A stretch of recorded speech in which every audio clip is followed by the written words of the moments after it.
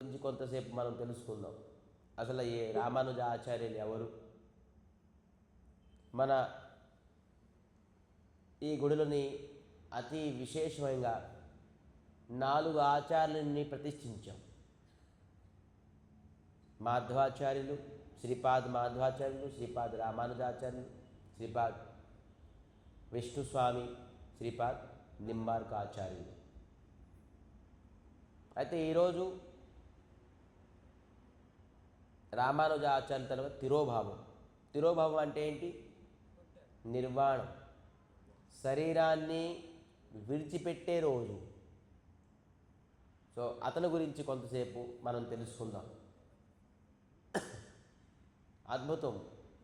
తన ఒక జీవిత చరిత్ర చాలా అద్భుతమైనది. ఒకనాడు వైకుంఠ లోకంలోని శ్రీమన్నారాయణుడు ధ్యాన నిద్రలో ఉంటూ, భగవంతుడు ఎవరిపైన ధ్యాన నిద్ర చేస్తారు? శాంతాకారం భుజగశయనం పద్మనాభం సురేశం. భుజగ శయనం, శయనం అంటే పడుకోవడం, భుజగ అంటే అనంత వాసుదేవ్. భుజగ శయనం, భుజంగ అంటే అనంత వాసుదేవుడు. మరి ఎలాగ శయనం చేస్తారు అతను? శాంతకారం. ఎవరైనా పాము పైన శాంతిగా ఉండగలరేంటి? అందుకే ఇతను భగవంతుడు అయ్యేది. మనం పడుకున్న వ్యక్తికి ఆ రూమ్లోని పాము ఉన్నది అంటే అతను శాంతిగా నిద్ర కాదు కదా, అతను శాంతి అశాంతి ఇంకా తెలుస్తుంది అతనికి, ఎటువంటి చంచలత ఉంటుంది. కానీ ఈ భగవంతుడు ఆ పోని ఒక ముఖమా ఆ పాముది? సహస్రముఖాలు, అనంతముఖం. సహస్రముఖాలు అంటే అనంతం. అతని పేరే అనంతం. అనంతం అంటే అనేక ముఖాలు. ఆ సర్పానికి అనేక ముఖాలు. అనేక ముఖాలతో ఉన్న సర్పం పైన భగవంతుడు శాంతంగా నిద్రిస్తారట. ఇటువంటి భగవంతుడు మన భగవంతుడు శ్రీమన్నారాయణుడు. అందుకే దీనికి ఎవరైతే స్మరిస్తారో అతను కూడా శాంతి, తన జీవితంలో శాంతి.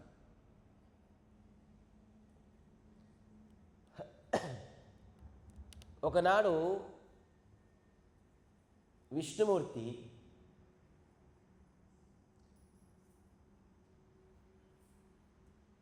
ముఖము అప్రసన్నంగా ఉండాలి. మరి నిద్ర రాకపోతే ఎలాగా ఉంటారు? ఒక వ్యక్తి ఇటుపక్క శరీరం చేంజ్ చేస్తూ ఉంటారు. ఈ సైడ్ కొద్దిగా కొంతసేపు, ఆ సైడ్ కొంతసేపు. భగవంతుడు ఏంటి ఈ ప్రకారంగా ఈరోజు చంచలత్వంగా ఉన్నారు. ముఖమండలం అప్రసన్నంగా ఉన్నది. కేవలం అనంతదేవులు మరి విష్ణుమూర్తి ఉన్నారు. లక్ష్మి కూడా లేదు అక్కడ ఆ సమయంలో. సో అనంతదేవులు అడిగారట, స్వామి ఈరోజు మీ ముఖమండలం ఎందుకు అంత అప్రసన్నంగా ఉన్నది? మరి మీరు ఈ విధంగా చంచలత్వంగా ఉన్నారు శరీరం, ఏమైంది స్వామి? భగవంతుడు అనడంతో భగవంతుడికి ధర్మ సంస్థాపనార్థాయ సంభవామి యుగే యుగే. హే అనంత వాసుదేవ్, నేను యుగయములోని ధర్మాన్ని ప్రతిష్ఠించడానికి ప్రతి యుగంలోని అవతరిస్తూ మరి నా భక్తులతో కూడా కొంత ధర్మాన్ని ప్రతిష్ఠిస్తాను. నేను చేపిన కొన్ని కార్యాలు నా భక్తులు కూడా చేస్తారు. చూడండి, రాముడు చేపిన కొన్ని కార్యాలు ఆంజనేయ స్వామి చేసి ఉన్నాను. ఎందుకంటే భగవంతుడి తాలూకా పొజిషన్ అటువంటిది. వాళ్ళు భగవత్త దానికంట దిగజారలేదు. జీవుడిని ఉద్ధరించడానికి భగవంతుడికంటే ఒక లెవెల్ ఉన్నది. కానీ భక్తుడికి ఏది చూడరు. ఇంకా భక్తుడికి అన్ని రకంగా జీవుడికి ఉద్ధరించుదాము ఎలాగా అనే ఒకటే ఎయిమ్. అతనికి ఎంత కష్టం వచ్చినా నష్టం వచ్చినా అన్నట్టు. కానీ భగవంతుడికి కొన్ని శక్తులు అడ్డు వచ్చేస్తే, లేదు స్వామి మీరు ఇలా చేయకూడదు, మీరు మా స్వామి, మీరు ఇలా చేస్తే ఏముంటుంది. కొన్ని శక్తులు, కొన్ని దేవులు భగవంతుడికి సహకరించారంటే ఏంటి, స్వామి మీరు ఇలా చేయడం మేము ఒప్పుకోము. సో అప్పుడు నేను ధర్మాన్ని ఈ జీవులు కలియుగంలోని జీవులకి నేను ఎలాగ ఉద్ధరించాలి, వీరు పాపం దుఃఖం కష్టంలోని ఉన్నారు, ఈ జీవులపైన నాకు చింత వస్తుంది అని చెప్పేసి వైకుంఠ లోకంలోని శ్రీమన్నారాయణుడు జీవుడి పైన చింతిస్తున్నారు. అది గమనించారు ఎవరు, అనంతదేవుడు. అనంతదేవులు శ్రీమన్ నారాయణునికి చెప్పారట ఈ విధానంగా, స్వామి నేను ఏమైనా మీకు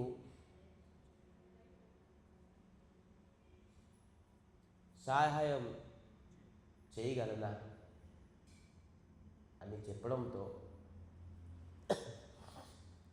స్వయంగా అనంతదేవులు రామానుజ రూపంగాను ఈ కలియుగంలో ప్రకటన అయ్యారు. రామ అనుజ, రామ అంటే శ్రీరామచంద్రమూర్తి, అనుజ అంటే ఏంటి, వాళ్ళ తాలూకా తమ్ముడు. రాముడి తాలూకా తమ్ముడు ఎవరు, లక్ష్మణుడు. స్వయంగా లక్ష్మణుడే ఈ రామానుజ రూపంగా వచ్చాడు. అనంతలు ఎవరు, లక్ష్మణే. అనంత ఎవరు, బలరాముడు, సంకర్షణ. ఎప్పుడు కృష్ణుడిలోని బలరామ రూపంగా వచ్చారు, రాముడి రూపంలోని లక్ష్మణ రూపంగా వచ్చారు. అందుకే రామ అనుజ అని పేరు పెట్టుకొని రామానుజ అని ప్రకటమయ్యారు. ఈ రామానుజ చూడండి, మన ఇతిహాసంలోని మొఘల్ సామ్రాజ్యంతో అనేక భారతదేశంలోని అనేక దేవాలయాన్ని కూల్చేశారు. అటుపక్క ఉత్తర భారతం, రాజస్థాన్, గుజరాత్లోని బోల్డ్ దేవాలయాన్ని ఇప్పటికీ కూల్చొంది అని చెప్పేసి నమూనాలు, ఇప్పటికీ అటువంటి గుళ్ళు కూడా ఉన్నాయి. కానీ దక్షిణ భారతంలోని మొఘల్ సామ్రాజ్యాల తాలూకా గుడులపైన వాళ్ళు కన్ను ఎత్తలే, సాహసం చేయలే. ఎందుకంటే రామానుజు తాలూకా విచరణం చేసిన పవిత్రమైన భూమి, శక్తిమైన భూమి. ఈ రామానుజాచార్యులను వైష్ణవ సాంప్రదాయంలోని వైష్ణవ సిద్ధాంతాన్ని ప్రతిష్ఠించడానికి రామానుజాచార్య విశేషమైన కార్యాన్ని చేయగట్టాడు.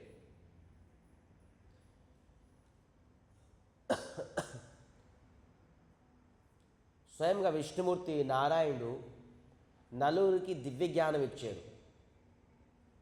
నలుగురికి, ఒకరికి విష్ణుమూర్తి తన తాలూకా జ్ఞానము లక్ష్మిని ప్రసాదించారు, శ్రీ లక్ష్మీదేవిని. రెండోది స్వయం బ్రహ్మాన్ని ఇచ్చారు జ్ఞానం. మూడోది మహాదేవులకి ఇచ్చారు జ్ఞానం. నాలుగోది సనకాది ఋషులకి.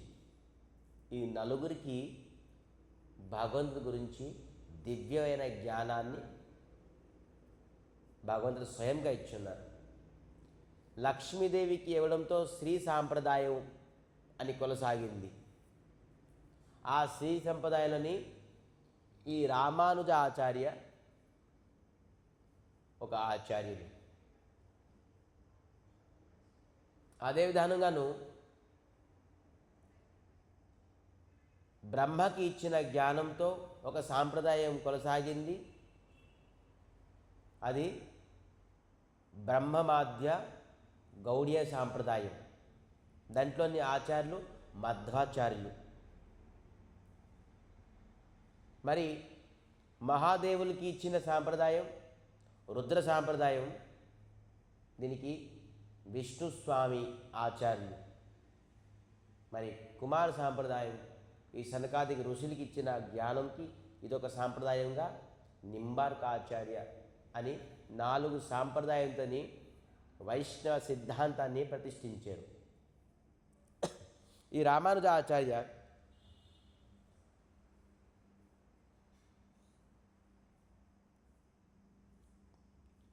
1017 ఇయర్లోని ప్రాకట్యం అయ్యారు. ఇప్పటికీ తన శరీరం ఉన్నది. తన శరీరం త్యాగం చేశారు, కానీ ఇప్పటికీ ఆ శరీరం అలాగే అదే విధానంగా ఉన్నది. సమాధి కాలేదు, దానికి దహ్యం అంటే అగ్ని సంస్కారం చేయలేదు. ఇప్పటికీ రామానుజ ఆచార్య తన శరీరం స్టిల్ ఉన్నది. ఎక్కడ? శ్రీరంగం. చూడండి, దివ్యమైన క్షేత్రం ఇది.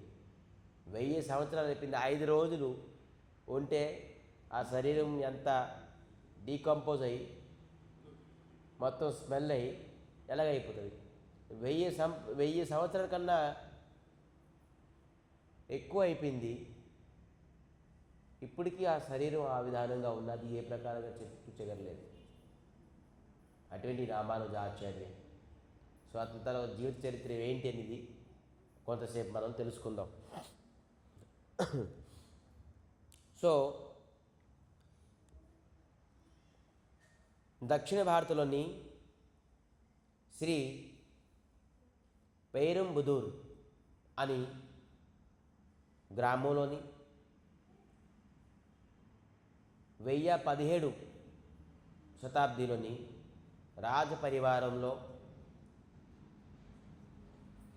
ఆసురి కేశవ్ మరి కాంతిమతి తల్లికి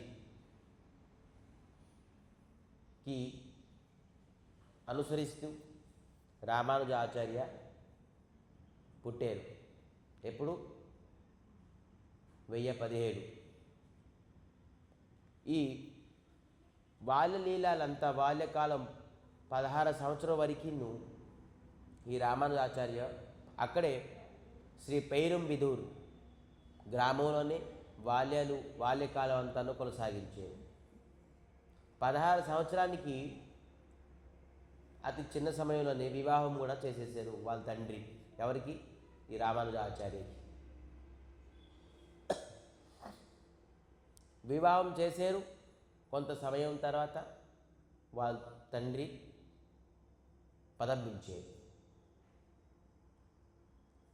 పదంబించడంతో రామానుజాచార్యు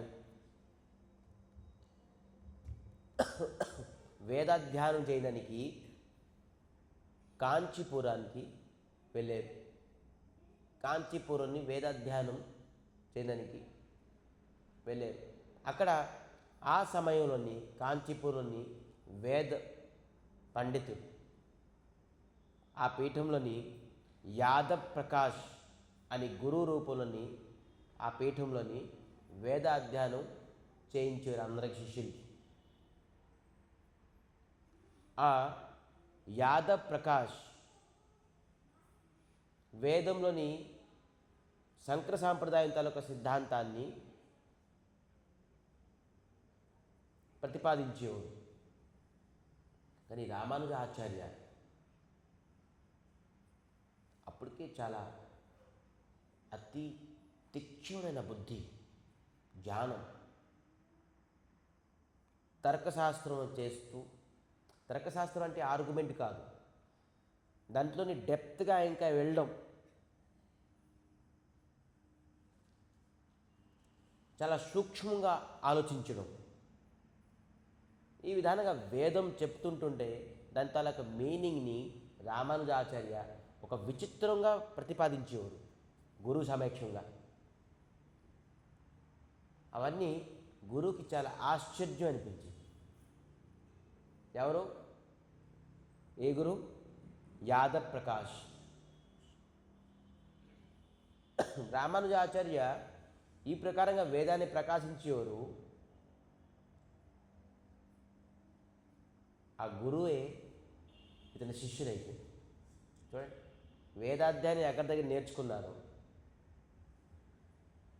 రామానుజాచార్య ఈ విధానంగా నువ్వు చెప్పడంతో ఆ గురువు స్వయంగా రామానుజాచార్య తన శిష్యుడిగా మారిపోయాడు. చూడండి, ఆ గురువు ధన్యం, వేదాలు నేర్పించే గురువు. ఈ విధానంగా అంత విద్వాన పండితుడు అన్నమాట రామానుజాచార్య. వేదాన్ని అంత సూక్ష్మం ఆలోచించారు. విధానంగా విశిష్ట అద్వైత సిద్ధాంతాన్ని ప్రతిపాదిస్తూ అతంతలక చరిత్ర కానీ భక్తిలో కొన్ని నియమాలు కానీ అతి అద్భుతంగా ఉండేది రామానుజాచార్యుడు. తనతలక విద్వాన్ పాండిత్యం కానీ సదాచార కానీ. సదాచారం అంటే ఏంటి? తనతలక ఆచరణం చాలా అతి పవిత్రంగా ఉండేది అన్నమాట. జీవిత చాలా ఒక ఆచరణము అతి పవిత్రంగా సదాచారం. వైష్ణవులు ఎప్పుడు సదాచారంగా ఉండాలి, దురాచారం ఉండకూడదు, సదాచారం. సో అతి ధైర్యవాన్, అతి ఉదారమైన స్వభావం. ఉదార స్వభావం అంటే మంచి స్వభావానికి ఉదారం అంటే దయా కలిగిన స్వభావం. మంచి స్వభావం వేరే, కానీ దయా కలిగిన స్వభావం, అతి దయ, ఉదార స్వభావం. శ్రీపాద్ రామానుజాచార్యుని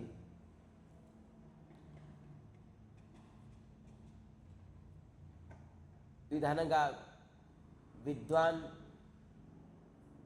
పండితుగా ఉండి వేదాధ్యాయం చేసుకొని మళ్ళీ గృహానికి వెళ్ళిపోయారు.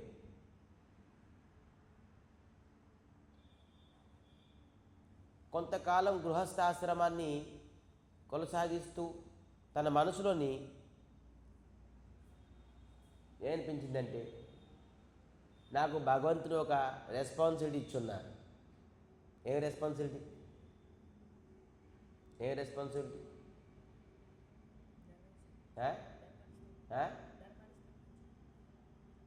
కలియుగంలో వచ్చిన జీవులపైన నేను ఎలాగా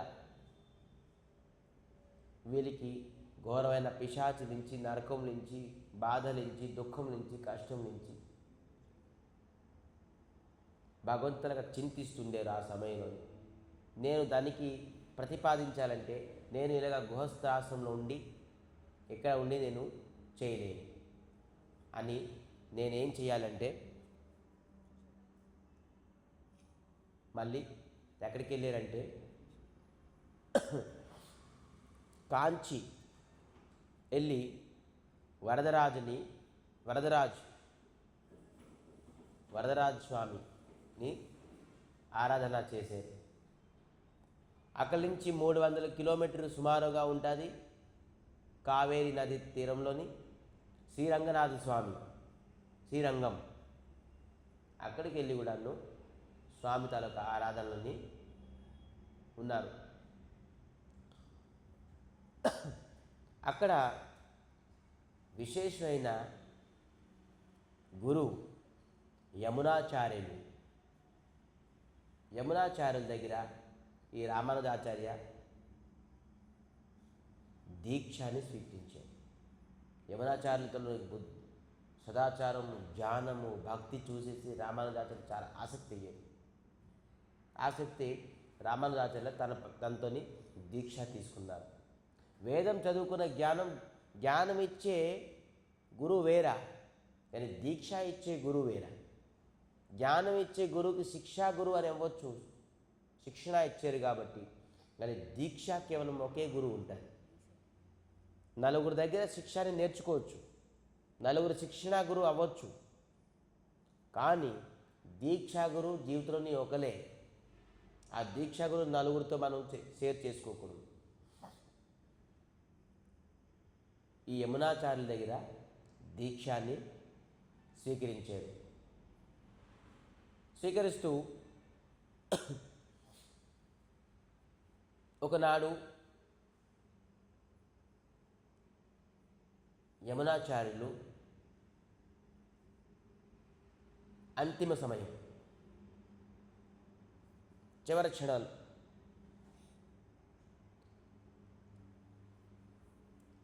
అనేక శిష్యులు ఉన్నారు.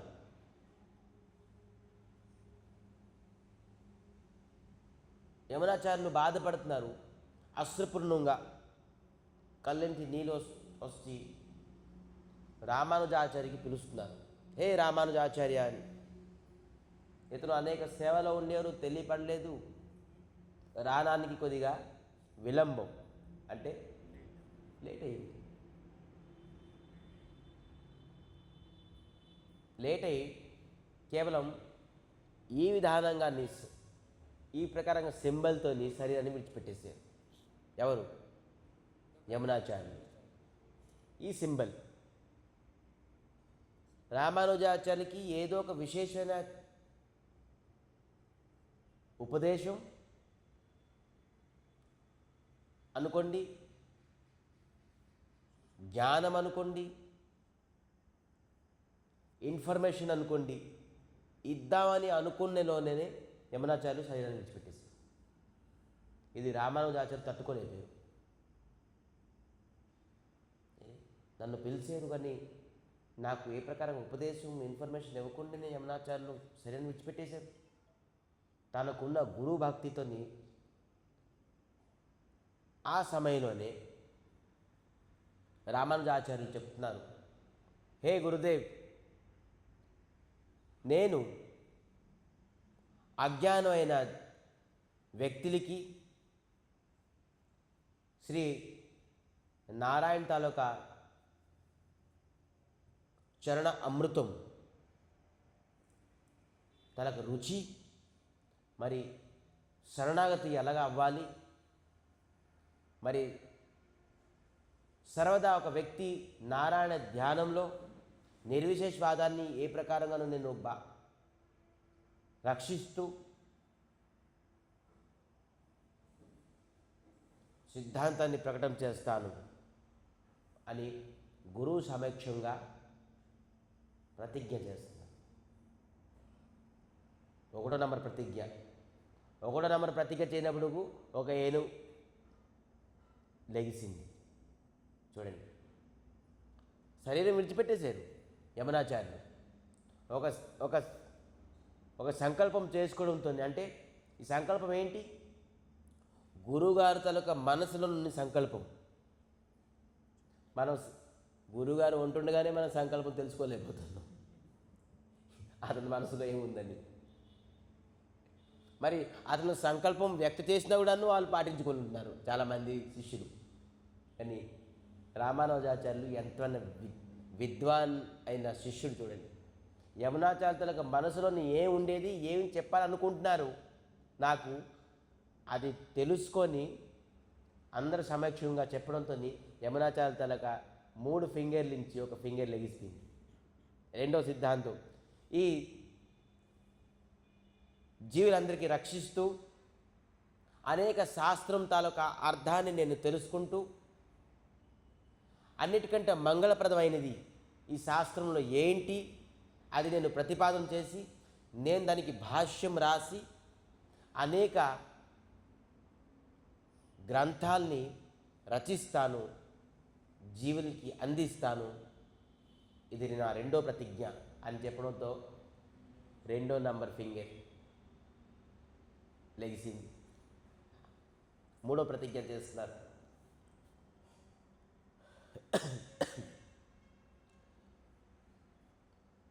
ఎవరైతే పరాశర ముని పైన యమునాచార్యులకి కృతజ్ఞత భావం ఉండేది,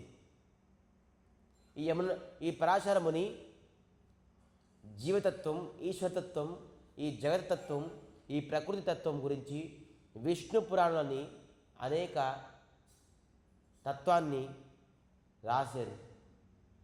ఆ విష్ణు పురాణం నేను తెలుసుకుంటూ మీ పరాశర ముని దగ్గర ఉన్న కృతజ్ఞత భావాన్ని నేను ఈ వ్యక్తుల్ని జనాల్ని తెలుపరుస్తాను. మరి అతనికి కృతజ్ఞత భావానికి నేను మీ తరపున నేను తెలిపిస్తాను అని చెప్పడంతో 10 ఏళ్ళు కూడా అన్ని విధానంగాను యమునాచార్యుది. అప్పుడు అందరూ ఆశ్చర్యపోయారు. గురు తాలూకా మనోభావం, గురువు శరీరం విడిచిపెట్టారు, అయినా 3 ఫింగర్స్ బంద్ ఉండేది, ఇది ఎలాగ ఓపెన్ చేసేసారు. ఈ ప్రకారం 10 ఏళ్ళు కూడా అంటే టోటల్గా ఆశీర్వాదం రామానుజాచార్యులకు ఉన్నది. విధానంగా శరీరం విచిత్రమైన లీల యమునాచార్యుది, మరి రామానుజాచార్యులు. ఈ ప్రకారంగా అనేక అప్పటి నుంచి ప్రారంభించారు. విష్ణు సహస్రనామం తాలూకా టీకా, విష్ణు సహస్రనామానికి టీకా అంటే ఏంటి తెలుసా? భాష్యాన్ని రచించారు. అనేక బ్రహ్మసూత్రాల్ని రచించారు. మరి ఆళ్వార్ తాలూకా ఇచ్చిన అనేక దివ్యమైన ప్రబంధనాలని రచించారు. ఆళ్వార్ అంటే ఏంటి?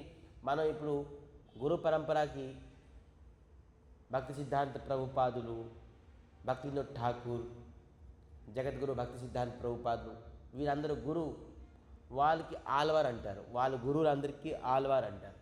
గురు పరంపరలో ఉన్ని వ్యక్తులందరికీ ఆళ్వార్ అంటారు. ఆళ్వార్లు అందరూ ఒక్కొక్క సిద్ధాంతం ఇచ్చారు, దానికి ప్రతిపాదించారు అందరి దగ్గర విచిత్రమైన కార్యాలు చేస్తూ ఇంటికి వెళ్ళి ఏదైతే సన్యాసి తీసుకుంటే కానీ నేను ఈ జగతాన్ని కళ్యాణం చేయలేను అని సంకల్పం చేసుకొని ఎక్కడికి వచ్చారు? మళ్ళీ కాంచీకి వచ్చి, అప్పుడు ఆ సమయంలోని సన్యాసి దీక్ష తీసుకోవడానికి గష్టిపూర్ణం అనే గురుగారు ఉండేవారు. అతని దగ్గరికి వెళ్ళారు. స్వామి, నేను సన్యాసి తీసుకుంటాను. హలో, నేను ఎవరు? వెళ్ళిపోయారు రామానుజాచార్య. మళ్ళీ ఒకసారి వచ్చారు. స్వామి, నేను సన్యాసి తీసుకుంటాను. విద్వాన్ పండితులు ఎవరైతే విష్ణు సహస్రనామానికి టీకా టిప్పణి అన్నీ ఇచ్చారు, బ్రహ్మసూత్రులు రాశారు, యమునాచార్యులకి శ్రేష్టమైన శిష్యులు,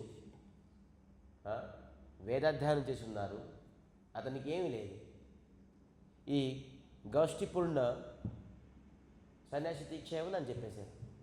ఒకసారి, 2 సార్లు, 3 సార్లు, 4 సార్లు. మనమైతే పోతే ఇవ్వకపోతే లేదు, నేను ఇంకో దగ్గర తీసుకుంటాను.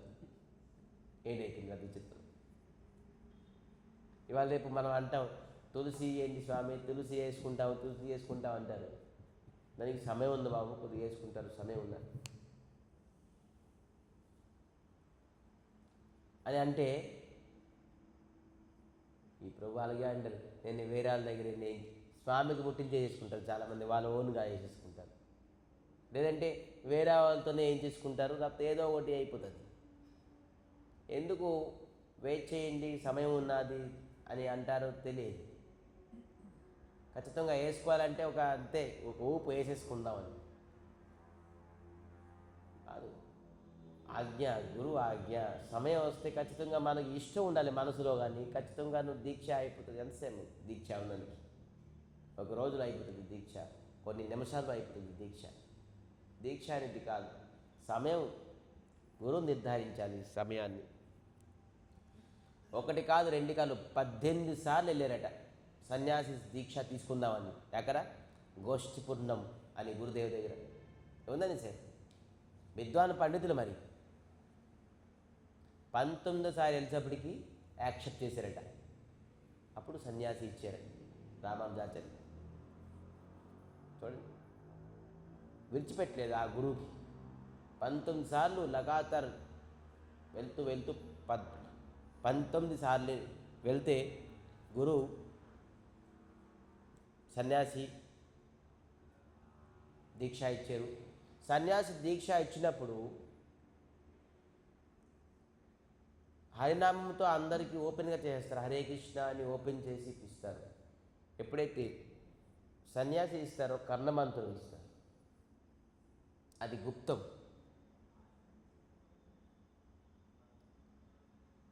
అది అష్టాక్షర నారాయణ మంత్రం వాళ్ళ సాంప్రదాయంలోని. మన సాంప్రదాయంలో ఏముంటుంది తెలుసా? బ్రహ్మమాధ్య గౌడ సంప్రదాయంలోని గోపి గాయత్రి. సన్యాసులు గోపి గాయత్రి ఇస్తారు. మన గోపి ఆరాధన ఈ తత్వాన్ని మంది. కానీ ఈ అష్టోదశ నారాయణ మంత్రం కర్ణంలో ఇచ్చి రామానుజాచార్య చెప్తారు, ఇది చాలా గుప్తమైనది, ఇది ఎవరికి మీరు చెప్పకూడదు. ఎవరికైతే శ్రద్ధ ఉండదో, అన్క్వాలిఫైడ్ పర్సన్స్ పైన ఈ నామం చెప్తే వాళ్ళకి శ్రద్ధ అనాదరం చేస్తారు. అందుకే ఇది చాలా గుప్తమైనది సుమా, మీరు గుప్తంగా చేయాలి అని చెప్పేసి చెప్పున్నారు. కానీ ఇతను రామానుజాచార్య అన్నిటికంటే ఉచ్చమైన శిఖరానికి వెళ్ళి అందరు ప్రజలకి పిలిపించి ఈ గుప్తమైన మంత్రం స్ప్రెడ్ చేసేసారు, చెప్పేశారు అందరికీ. అదే గురుగారు సన్యాసి ఇచ్చారు, గుప్తంగా ఉండాలని చెప్పారు, చెవులో చెప్పారు, ఇది ఎవరికి చెప్పకూడదు, అశ్రద్ధ అయిన వ్యక్తులు చెప్తే ఈ విధమైన అనాదరం చేస్తారని చెప్పేసి చెప్పారు. అయినా కూడా రామానుజాచార్య అన్నిటికంటే టాప్ మోస్ట్ బిల్డింగ్కి వెళ్ళి అందరికీ పిలిపించి రండి రండి రండి, నేను మంచి సీక్రెట్ చెప్తాను అని చెప్తాను. ఏం సీక్రెట్ చెప్తారు? ఓపెన్ సీక్రెట్ అని ఈ నారాయణ మంత్రాన్ని ఓపెన్ చేసేసారు. మళ్ళీ ఏం చెప్పారంటే, ఈ మంత్రం జీవితంలో చేసిన పాపాన్ని అంత నష్టం చేస్తుంది, మరి వైకుంఠానికి తీసుకెళ్తాది. అందుకే ఈ మంత్రం చాలా అమూల్యమైనది, ఇది ఎవరికి చెప్పకూడదు, గుప్తమైనది, దీనికి అనాదర చేస్తారని చెప్పడంతో వెంటనే వెళ్ళి అని చెప్పేశారు. ఈ గోష్ఠిపున్న సన్యాసి గురు పిలిపించారు రామానుజాచార్యకి. ఎందుకు అలా చెప్పారు? అందరు శిష్యులు అందరూ బ్లేమ్ చేశారు. చూసారా, మీరు ఇచ్చారు 18 సార్లు ఎవను అన్నారు, 19 సార్లు ఇచ్చేసారు, అతనికి ఇవ్వకూడదని చెప్పేసి చెప్పాం, మీరు ఇచ్చేసారు. చూడండి, ఇవాళ సీక్రెట్ అంతా ఓపెన్ చేసేసారు, సన్యాసి మంత్రాన్ని ఓపెన్ చేసేసారు. రామానుజాచార్య పిలిపించారు గురుగారు. హే రామానుజాచార్య, మీకు నేను సన్యాసి దీక్ష ఇచ్చినప్పుడు చెప్పాను, ఇది కర్ణమంత్రం, ఇది చాలా సీక్రెట్ అండి, మీరు ఎందుకు వాళ్ళకు ఓపెన్ చేశారు? దీనివల్ల మీరు నరకం పొందుతారు అని చెప్పడంతో రామానుజాచార్య చెప్పారు, ఒక ఆన్సర్ ఇచ్చాడు, అద్భుతమైన ఆన్సర్. ఏంటి ఇచ్చారంటే, స్వామి గురుగారు మీరు నాకు ఇచ్చినప్పుడు ఒక విషయం చెప్పారు. ఏంటి? ఈ మంత్రంతో జీవులు చేసిన పాపమంతా నష్టమైంది, ఒక జీవి వైకుంఠ లోకానికి వెళ్తారని చెప్పేసి చెప్పారు. ఎప్పుడు అప్పుడు నేను ప్రజలకి ఇద్దామని అనుకున్నాను. వాళ్ళ గురించి నేను నరకంకి వెళ్ళినా పర్వాలేదు, కానీ వాళ్ళు మాత్రం అనేక పాపం నుంచి, పాపచింతనం నుంచి విముక్తి అయి వైకుంఠ లోకానికి వెళ్ళాలి అని అంత కరుణ అయిన హృదయం చూడండి రామానుజాచార్యులకి. నేను నరకంకి వెళ్ళినా పర్వాలేదు, కానీ వాళ్ళు సద్గతి పొందాలి. అది చెప్పడంతో గురుగారు అతి ప్రసన్నమైంది. శివుడి పైన నీకు ఎంత దయ! గురువు అంటే అలాగ ఉండాలి, కోప్పడకూడదు, నియమం భంగం దేని చేశారు, తన గురించి తనం చేయలేదు, ఇతరుల్ని ఉపకారం చేద్దామని. పరోపకారం అనేది చాలా గొప్పది. గురువు కాదు, భగవంతుడు కాదు, అందరూ ప్రసన్నం అవుతారు పరోపకారంలోని. సో ఈ విధానంగాను రామానుజాచార్యులు తన జీవితాన్ని, అప్పుడు రామానుజాచార్యులు అనేక శిష్యులు, తెలిసింది రామానుజాచార్యులు స్వయంగా అనంత వాసుదేవులు తన స్వరూపము రూపమని. కానీ చాలామంది విమర్శించారు. ఎవరు చెప్పారు? మీ గురుగారు అనంత వాసుదేవులు తన రూపమని, అవతారం అని. నమ్మలే. రామానుజాచార్య శిష్యులందరూ వెళ్ళి రామానుజాచార్య చెప్పారు, మీరు అనంత వాసుదేవులు అంటే ఎవరు నమ్ముకుంటున్నారు? ఎవరు నమ్ముకుంటున్నారు? నమ్మపోని పర్వాలేదు, లేదు మనం ప్రూఫ్ చేయాలి గురుగారు అని వాళ్ళ శిష్యులందరూ చెప్పారు. శిష్యులు కోరిక, సరే ఏం చేయమంటారు అంటే 1000 మంది విద్వాన పండితులు ఒకటేసారి ప్రశ్నిస్తాం. ఆ ప్రశ్నకి ఒకటేసారి జవాబు ఇవ్వాలి. అప్పుడు ఇతను అనంతరం శ్రేష్ఠాలొక అవతారాన్ని మేము విశ్వాసం చేస్తామని చెప్పేసి చెప్పారట. సమావేశం అయ్యారు. కానీ రామానుజ ఆచార్య ఒక కండిషన్ పెట్టారు. సరే నేను ఖచ్చితంగా చేస్తాను, ప్రూఫ్ చేస్తాను, కానీ ఏంటి, మీరు నాకు మరి ప్రశ్నించిన వ్యక్తులు మధ్యన ఒక తెర ఉంచాలి. ఎందుకంటే నా స్వరూపాన్ని చూస్తే, రూపం చేస్తే వారు తట్టుకోలేరు. అందుకే మీరు ఒక తెర ఉంచండి.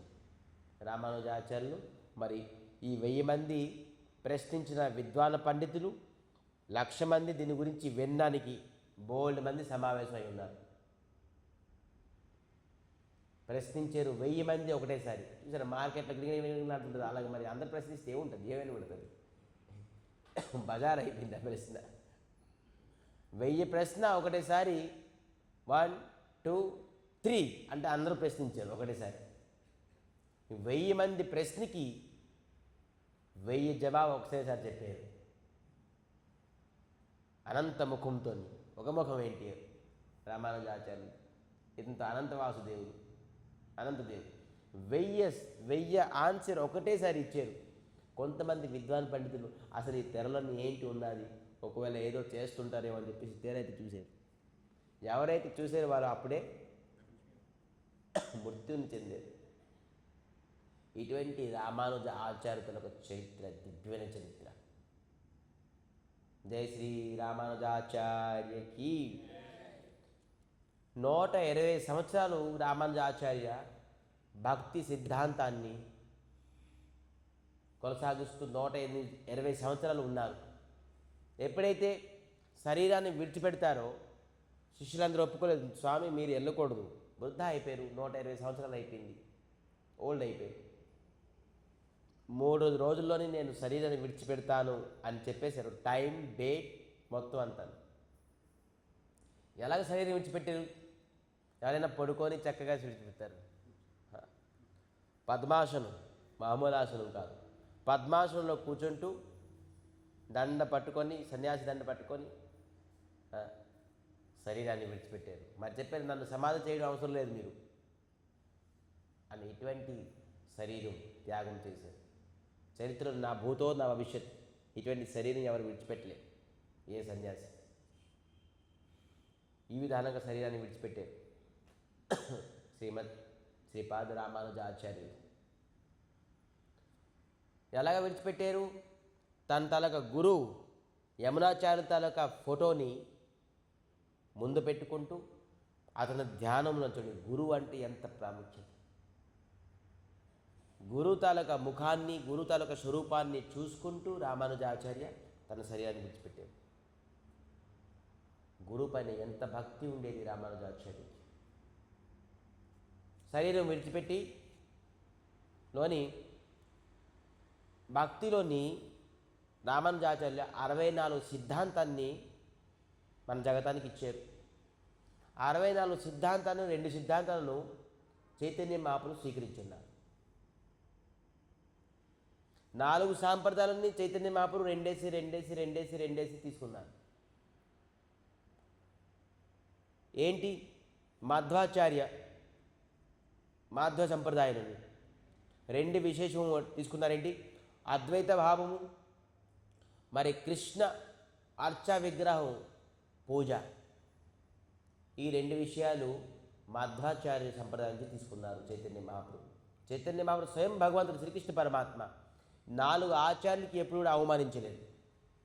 వీళ్ళు భక్తి ఏ విధంగా కొనసాగించారో దాంట్లోని ముఖ్యమైన అంగం జీవులు ఎలాగ చేయగలరు, సరళంగా చేసి నన్ను పొందగలరు ఎలాగా అని చెప్పేసి కేవలం 2 తీసుకున్నారు. ఇది మాధ్వాచార్యుల నుంచి తీసుకున్నారు. విష్ణు స్వామి నుంచి తదియ సర్వస్వభావము, మరి రాగమార్గము. ఈ తర్వాత డెప్త్గా మనం ఆలోచించుకుందాం. ఏంటి తదియ సర్వస్వభావము, మరి రాగభావాన్ని తీసుకున్నారు విష్ణుస్వామి దగ్గర. నింబార్కాచార్య నుంచి రాధారాణి అద్భుతమైన శరణాగతి మరి గోపీభావాన్ని స్వీకరించారు నింబార్కాచార్య దగ్గర. మరి రామానుజాచార్య ఈరోజు టాపిక్ నుంచి రెండు విశేషాలు తీసుకున్నారు. ఏంటి?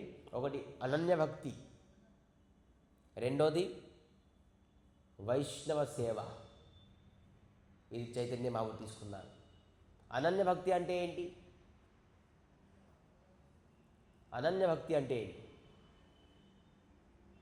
అనన్య భక్తి అంటే ఏంటి? కళలో కూడాను ఇతరుల్ని స్మరించకూడదు. స్మరించంటే మనం చాలామంది వేశ్య భక్తి, ఈలికి ఆలికి ఆలికి ఆలికి కాయగూర మార్కెట్లాగా పూజించేస్తాం. మన గుళ్ళో కూడా చూడండి, మన ఇంట్లోని మొత్తం అంతా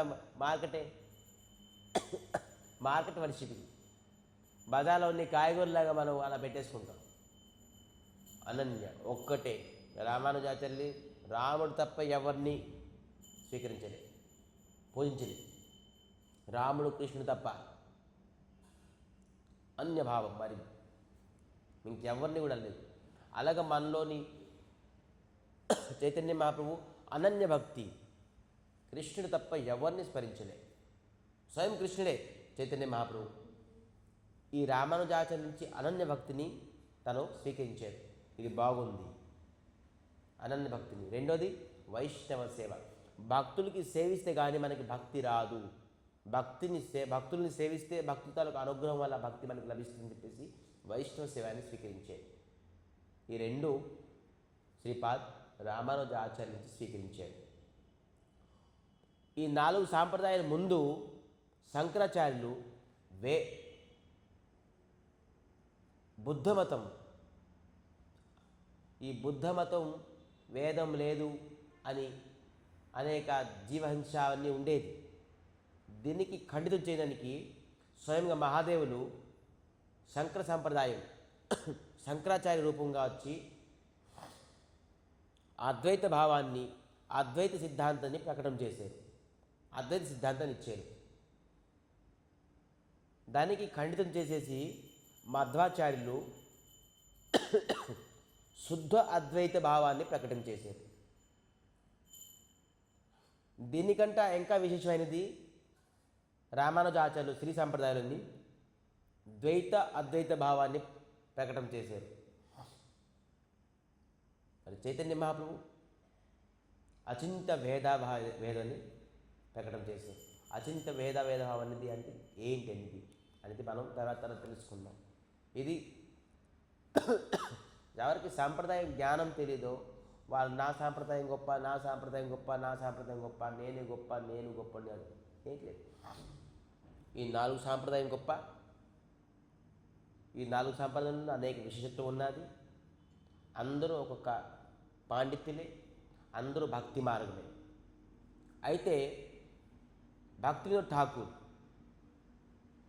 మన సప్తమ గోస్వామి మన గురు పరంపరలో వస్తారు. వాళ్ళకి ఈ గౌడీయ వైష్ణవులు అందరూ ప్రశ్నించారు, రామానుజాచార్యుల నుంచి చైతన్య మహాప్రభు ఎందుకు ఆ సిద్ధాంతం తీసుకున్నారు? రామానుజాచార్యులు తనకు గొప్పతనం ఎందుకు మనం స్వీకరిస్తాం? మనతో స్వయంగా శ్రీకృష్ణ పరమాత్మ చైతన్య మహాప్రభు బ్రహ్మమాదే గౌడీ సాంప్రదాయం అని చెప్పడంతో భక్తుని ఠాకూర్ మంచి ఆన్సర్ ఇచ్చారు. రామానుజ ఆచార్య భక్తిలోని భూమి, దానిపైన భక్తి, ప్రేమ, రసం తాలూకా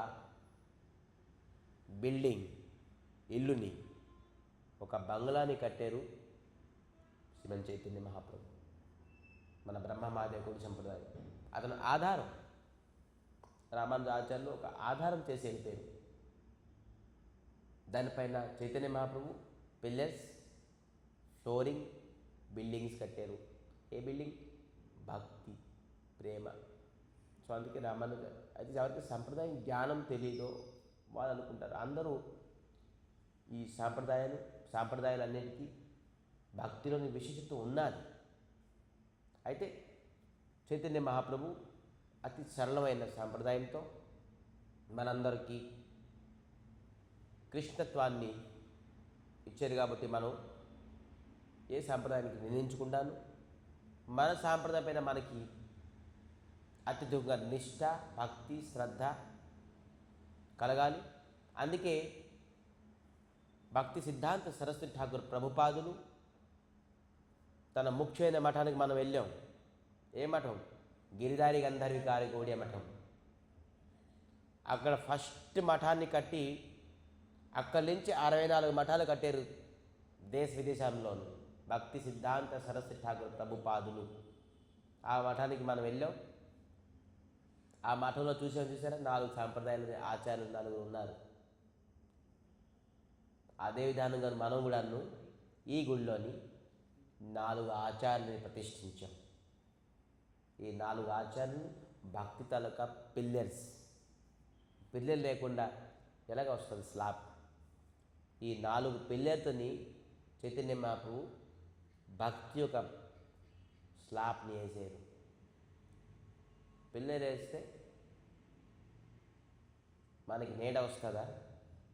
స్లాబ్ వేస్తే అది చైతన్య మహాప్రభు స్లాబ్ వేసేసి మనందరికీ భక్తి తాలూకా నీడ, భగవంతుల పాదపద్మం తాలూకా నీడని మనకి కలిగించాడు. సో ఈరోజు రామానుజ ఆచార్య తన దివ్యమైన పవిత్రమైన జీవిత చరిత్రం ఏదో అజ్ఞానంతో కొంతవరకు మనం వ్యక్తి చేసాం. అతని తాలూకా జీవిత చరిత్రం చెప్పే అర్హత కూడా మనకు లేదు. మరి ఈరోజు అతని తాలూకా తిరోభావం, ఈరోజు తను శరీరం విడిచిపెట్టేశారు, కానీ శరీరం ఇంకా కూడా అదే విధానంగానే ఉన్నది. మనకి రామానుజాచార్యులు ఎప్పుడు కృపా చేస్తే అటువంటి శరీరాన్ని, దివ్యమైన శరీరాన్ని మనం శ్రీరంగంకి వెళ్ళి చూడాలి. సో మనకి శ్రీపాద్ రామానుజాచార్యులు కృష్ణ భక్తి పైన, చైతన్య మహాప్రభు భక్తి పైన మనందరికీ శ్రద్ధాన్ని, విశ్వాసాన్ని ఇవ్వాలని కోరుకుంటూ శ్రీపాద్ రామానుజాచార్యుల పైన అనంత కోటి దండోత ప్రణామం చేస్తూ ఈరోజు కథకి ఇక్కడ విరామం చేస్తూ వాంఛాకల్పతరుభ్యశ్చ కృపా సింధుభ్యేవ చ పతితానం పావనేభ్యో వైష్ణవేభ్యో నమో నమః.